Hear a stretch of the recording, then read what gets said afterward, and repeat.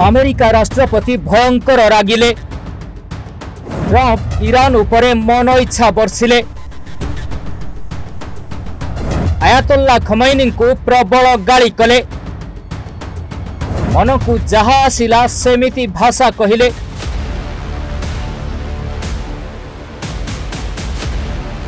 इस्राएल और ईरान मध्य दीर्घ 12 दिन धरी चलिथिबा युद्ध अस्त्रविरति पर बंद हो जाइछि। किंतु दुई देश मध्य युद्ध विरति घोषणा करी बाहाबा नेउथिले अमेरिका राष्ट्रपति डोनाल्ड ट्रंप। एपरिकी ईरान उपरे आउ आक्रमण न करिबा पई से इस्राएल को चेतावनी भी देइथिले। किंतु युद्ध बंद हेबा परे ईरान रो सर्वोच्च नेता एमिति कथा कहिले जहां अमेरिका राष्ट्रपति को प्रबल रगाई देइछि। ईरान रो सर्वोच्च नेता आयतुल्लाह अली खमैनी उपरे प्रबल रागी जाइछंती अमेरिका राष्ट्रपति डोनाल्ड ट्रंप आउ तांकु मन इच्छा गाली करिछंती। ट्रंप को मुंड को एमिति पित्त चढ़ी जाइछि जे से गाली कला बेले एकथा भी भाबी नहंती जे खमैनी जड़े राष्ट्र मुख्य बोली। जून 28 तारिख शनिवार अमेरिका राष्ट्रपति ट्रंप तांको social media platform truth social रे पोस्ट करी खमैनी को टार्गेट करिछंती। डोनाल्ड ट्रंप कहिछंती जे युद्धग्रस्त ईरान रो तथाकथित सर्वोच्च नेता काहीकि एते निर्लज एवं मूर्ख भावरे कहिले जे से इस्राएल सहित युद्ध जीतिछंती जेतेबेले से जानती जे तांकर एही वक्तव्य पूरा मिछ। जड़े धर्मविश्वासी हिसाब रे से एभली कंचा मिछ कहिबा उचित नुहे। ट्रंप आहुरी लेखिछंती जे आमे तांको देश को नष्ट करि देइछु। तांकर 3टी खराब परमाणु स्थान नष्ट होई जाइथिला एवं मु जानिथिली जे सेगुड़िक केउठी लुचि रहिछि। मु इस्राएल किंबा विश्वर सर्वश्रेष्ठ एवं सबुठारु शक्तिशाली अमेरिकीय सशस्त्र बाहिनी को मो जीवनर शेष जाए प्रशंसा करुथिबी।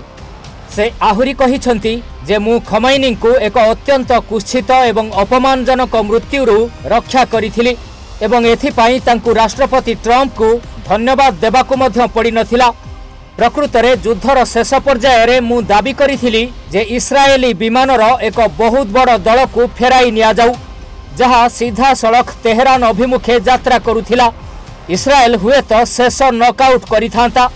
एथिरे बहुत क्षति होइथांता एवं अनेक ईरानी निहत होइथांते। एहा युद्धर ए पर्यंतर सबुठारु बड़ आक्रमण हेबाकु जाउथिला।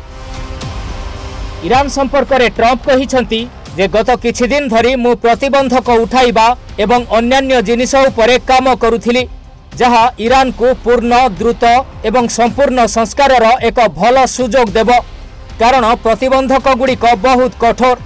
मु ईरान रो भल करिबाकु चाहुथिली किंतु एहा बदल रे मु क्रोध एवं घृणार बयान पाइली।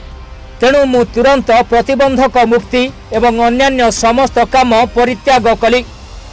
अमेरिका राष्ट्रपति कहिछंती जे ईरान को विश्व व्यवस्थार प्रवाह को फेरिबाकु पड़िबो नचेत सेमानक पाई परिस्थिति आहुरी खराब हेबो।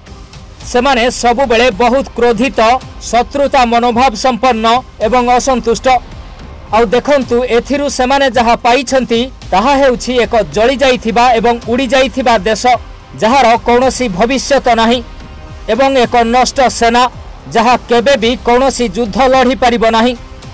सेमानक चारिपाखरे एक भयंकर अर्थनीति एवं मृत्यु रहिछि। सेमानकर कौनसी आशा नाही एवं एहा आहुरी खराब हेबो बोली कहिछंती Donald Trump. Bureau report, Odisha Bhaskar.